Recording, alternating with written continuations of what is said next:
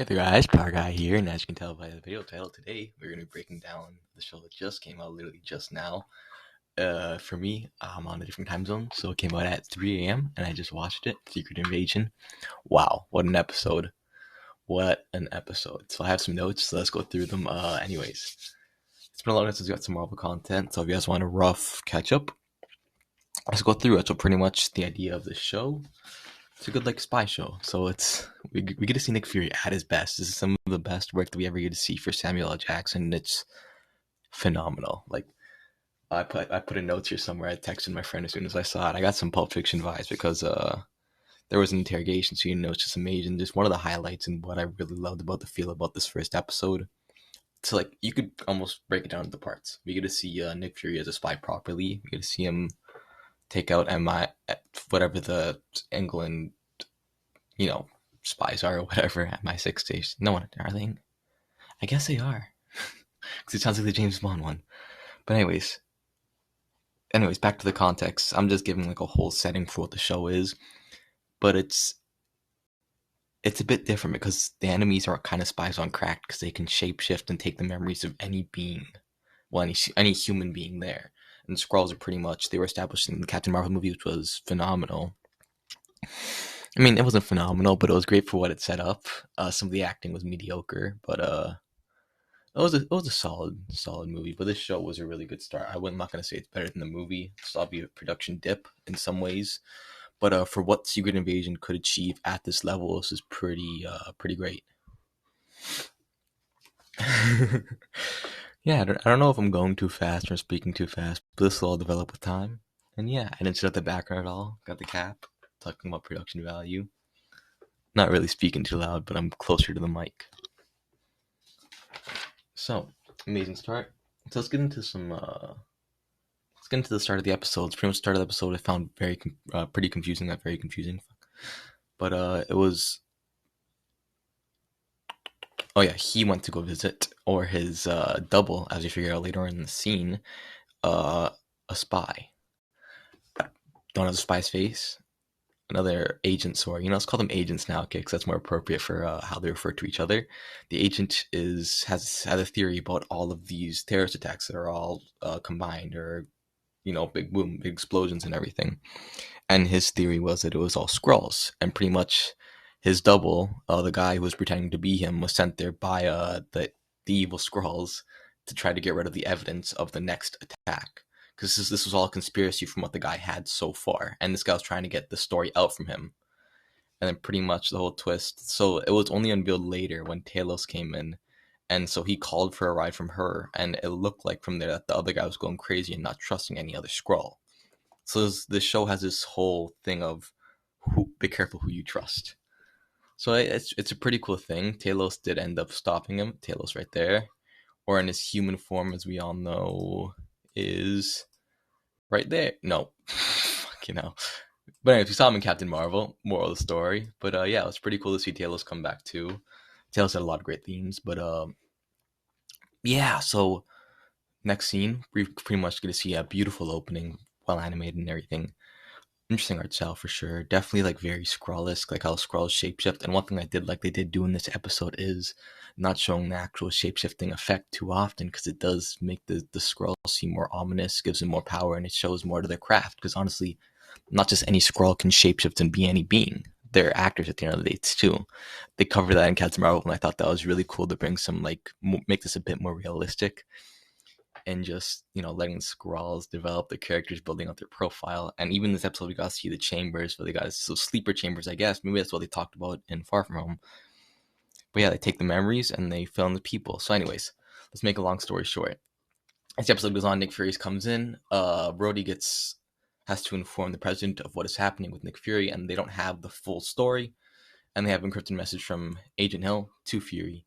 And yeah, so another great theme that's in here with Fury is him really questioning whether he's if he's still sharp and on point. Even the other agent that he meets with, that he allows her to capture him, possibly. He just goes for a walk in the park because it's a lot of information for him to take. But this agent tells him, you're losing your edge. The old Nick Fury would have realized that any other way.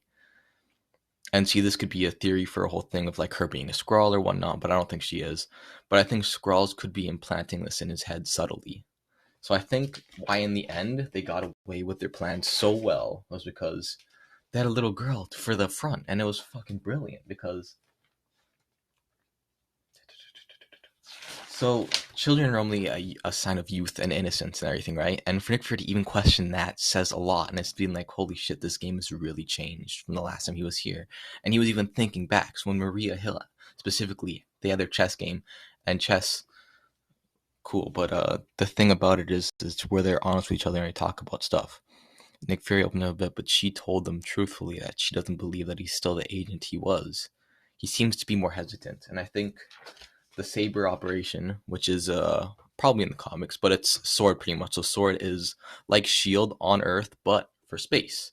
That's where we saw him in Spider-Man: Far From Home. So yeah, so and then there's a huge twist at the end and everything, but I definitely did skip a lot. Let's go over some more cool stuff that I think that we saw there. We saw some cool stuff with Talos and his daughter, actually, Amelia Clarkson, whatever you want to call her. Yes, her. And there's a lot of great stuff with her character, actually. So one thing that I do notice about these shows is not a lot of villains get a lot of good character coverage, but I don't think she's supposed to be the main villain. But I hope we get to see more from the main villain, Havoc. Beautiful.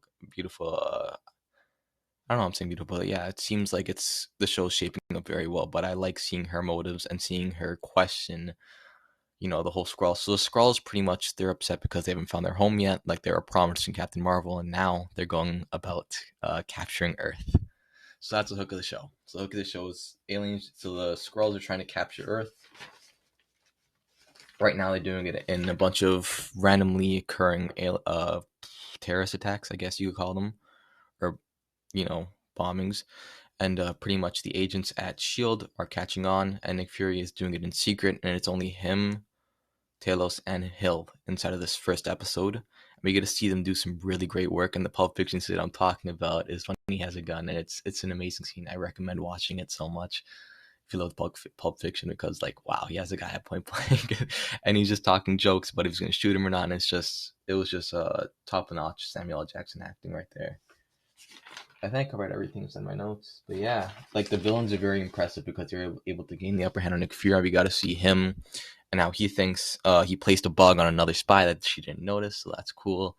Got information from there. Talos ended up telling his daughter about how his wife died, her mother died, and pretty much that is her turning point in there, where he gets the inside information from her discreetly. They're probably gonna figure it out. That's probably why they got her to be running the information.